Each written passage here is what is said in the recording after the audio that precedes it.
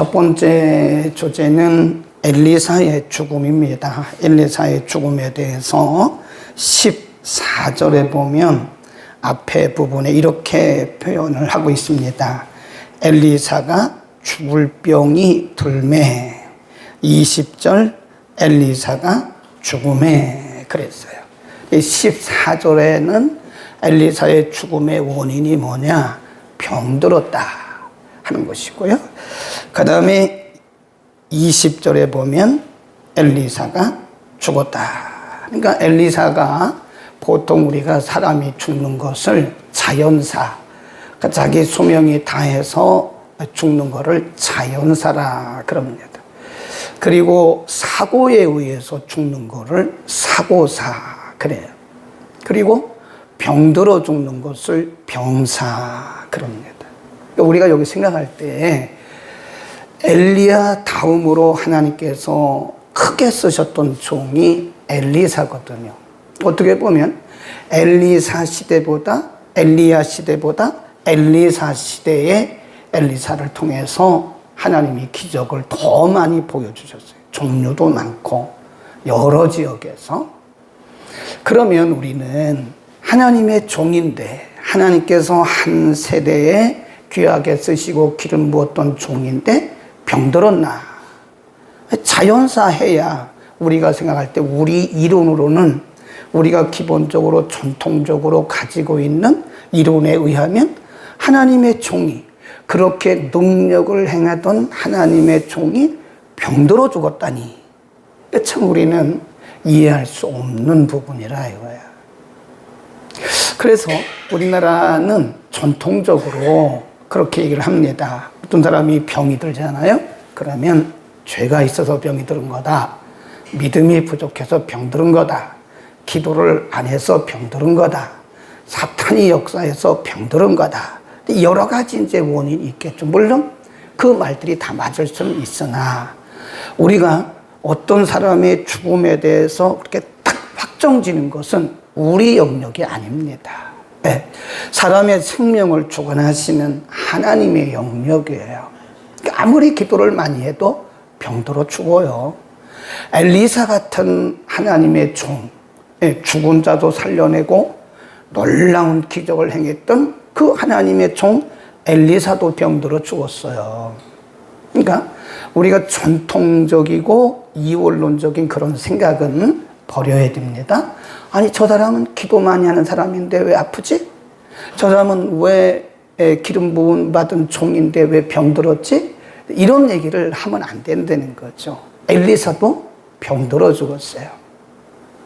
그러니까 우리나라에도 보면 우리나라의 큰 이렇게 지도자급 목사님들이 거의 다 암으로 돌아가셨어요. 네. 병들어 죽었나? 그분들은 기도가 부족해서 병들어 죽었나? 그분들은 사탄의 역사에서 병들어 죽었나? 그런 말을 해서는 안 된다는 거죠. 이해하시겠죠? 그러니까 기도하는 사람도 아파요. 기도하는 사람도 병들어요. 사도 바울 같은 경우는 평생에 2가지 질병이 있었어요. 하나는 뇌전증입니다. 뇌전증이란 말은 요즘 용어로 말해서 뇌전증이지 우리가 흔히 말하는 경기하는 거예요. 경기. 가다가 쓰러지고 가다가 쓰러지고. 본인은 굉장히 많은 사람들에게 성령의 능력을 통해서 고쳐주고 귀신도 쫓고 심지어는 바울의 몸에 있는 옷만 갖다 대도 귀신이 나가요. 그런데 정작 본인의 눈에는 안질이 있었고 본인의 신경계통에는 뇌전증이 있었다는 거예요. 그러니까 혹시 여러분 가운데 염려가 돼서 하는 얘기입니다. 혹시 주변에 기도하는 분들이 병들었다고 그래서 욥의 친구들처럼 저 사람 죄가 있어서 그렇다. 이제 그런 말을 하지 말라고요. 이해하시겠죠? 저 사람 사탄이 역사해서 그렇다. 네. 죄가 있어서 병들을 것 같으면 다 병들어야 됩니다. 우리 가운데 죄가 없는 사람 어디 있나요? 다 죄가 있죠. 그러니까 우리가 그거를 누구에게 모든 사람들에게 일괄적으로 잣대를 딱 갖다 대가지고 이 사람 기도 안 해서 그렇다.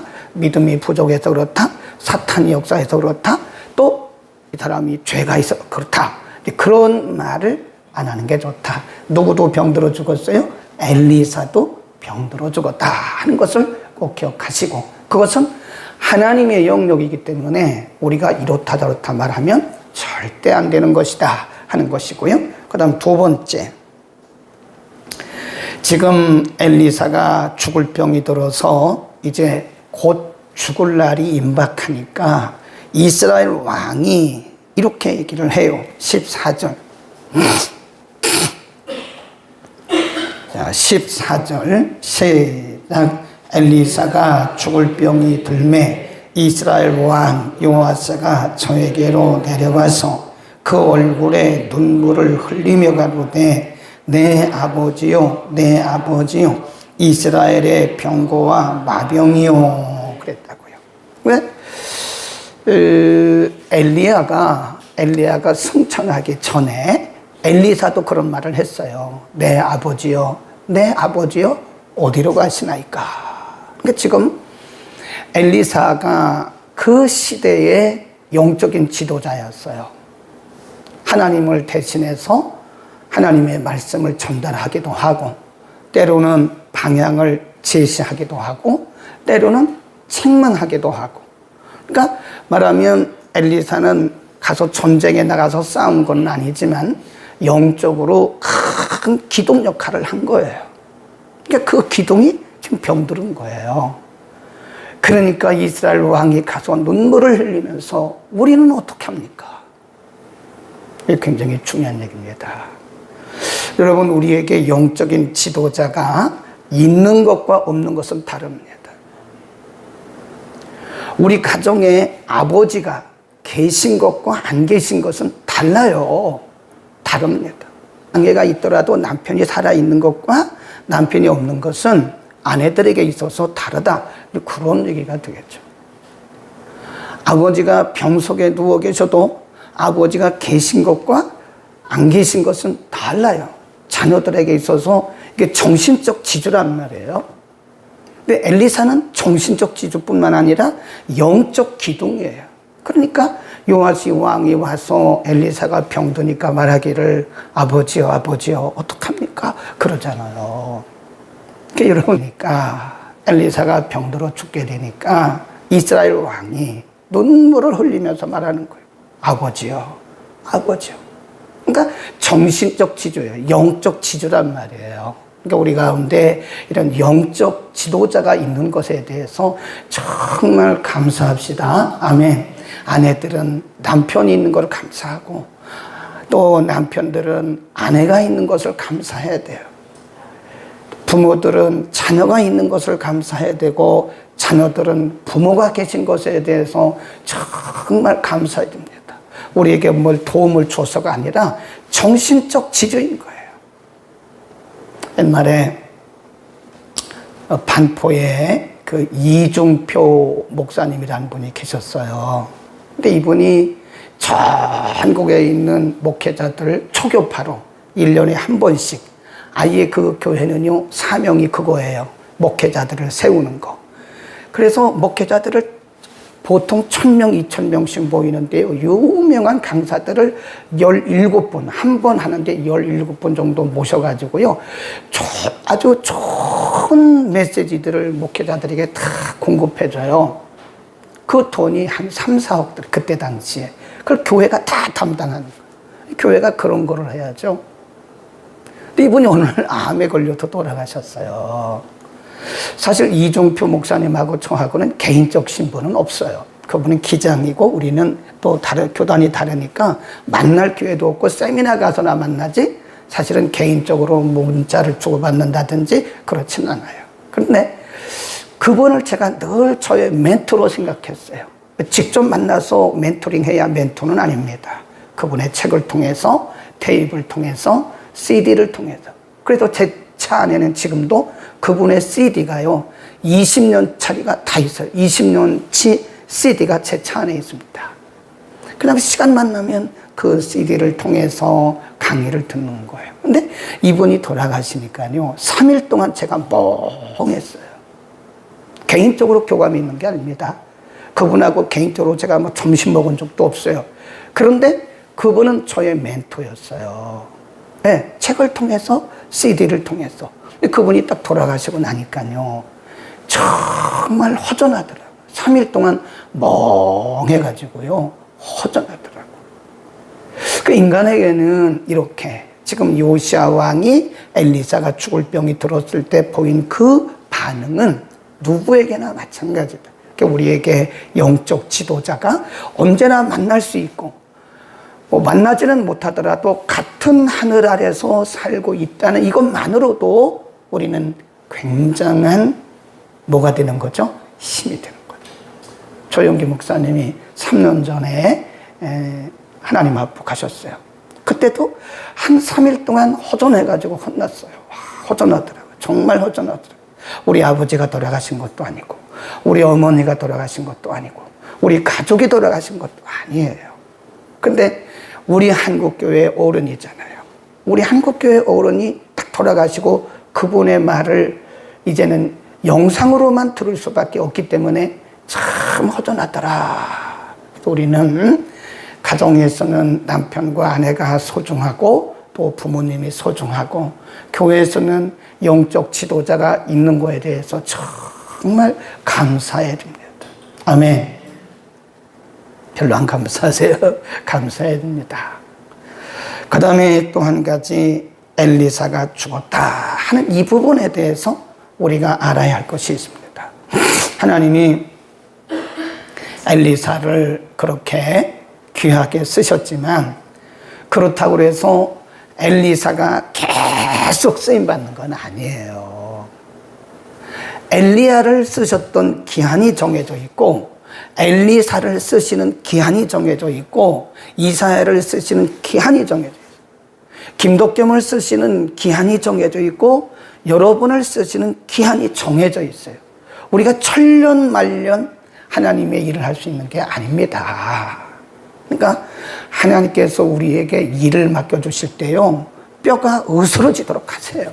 핑계하지 마세요. 일할 수 없는 밤이 옵니다. 하나님께서 거룩한 사역을, 우리는 그것을 성역, Holy Ministry라고 해요. 하나님께서 우리에게 거룩한 사역을 맡겨주셨다고 하는 것은 특권 중에 특권입니다. 우리를 구원하신 것도 감사한데 이 땅에 하나님의 나라를 확장하고 복음을 전하고 교회를 섬기고 하는 일에 하나님이 우리를 쓰신다고 하는 그 자체가요, 얼마나 큰 특권인지 몰라요. 아멘. 여러분이 기도로 쓰임받든 물질로 쓰임받든 어떤 모습으로 쓰임을 받든 간에 우리는 복된 사람이에요. 하나님께서 우리를 쓰시지 않는다면 우리는 마른 막대기만도 못하고 빈 깡통만도 못합니다. 아무런 의미가 없어요. 우리가 이 땅에 살아갈 의미가 하나도 없습니다. 만일 우리가 지금 아무런 일을 하지 않고 복음의 진보와 하나님의 영광과 하나님 나라 확장을 위한 일에 하나님께로부터 우리가 일을 부여받지 못하고 육신은 편하지만 그렇게 살아간다면 우리는 정말 불행한 인생을, 가치 없는 인생을, 의미 없는 인생을 살고 있는 거예요. 여러분에게 직분이 맡겨졌을 때 목숨 걸고 하십시오. 목숨 걸고 하세요. 죽도록 충성하세요. 네. 요한계시록 2장의 에베소 교회 성도들에게 그러잖아요. 죽도록 충성하라고. 죽도록 충성한단 말은 죽기까지 해야 되는 거예요. 몸 사리지 마세요. 하나님이 주신 몸이에요. 돈도 아끼지 마세요. 이거 하나님이 주신 거예요. 복음을 위해서라면, 하나님 나라를 위해서라면, 하나님의 영광을 위해서라면 우리는 어떤 것도 아끼지 말아야 돼요. 이제는 다시 일할 수 없는 겨울이 곧 옵니다. 할 수 있을 때 최선을 다하세요. 아멘. 하나님이 우리를 써주실 때 하나님께서 우리에게 정하신 기간이 있습니다. 목숨 바쳐 일합시다. 아멘. 충성해야 됩니다. 목숨 바쳐 충성해야 됩니다. 아무것도 안 하고 펑펑 노는 사람들을 보면 너무나도 아까운 거예요. 저 귀한 시간, 단 한 시간도 잠자기도 아까운 이 시간에 왜 저렇게 펑펑 놀고 있느냐. 아무것도 안 하고, 아무것도 못하면 교회 와서 청소라도 하지, 아무것도 못하면 교회 와서 기도라도 하지, 아무것도 못하면 교회 와서 성경이라도 읽지, 왜 펑펑 놀고 있냐. 그 다음 마지막으로 밑으로 쭉 내려갑니다. 22절입니다. 이스라엘에게 은혜를 베풀어 긍휼히 여기시며 권고하사 말하기를 멸하기를 즐겨 아니하시고 이때까지 자기 앞에서 쫓아내지 아니하셨더라. 이제 엘리사가 죽잖아요.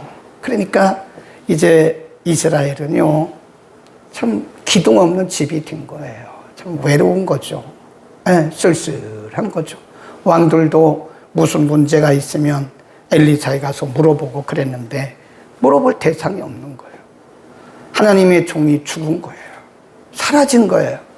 그러니까 사실은 이스라엘 왕이나 이스라엘 백성들이나 이스라엘 군대들은 중심이 없는 거예요. 외로운 거예요.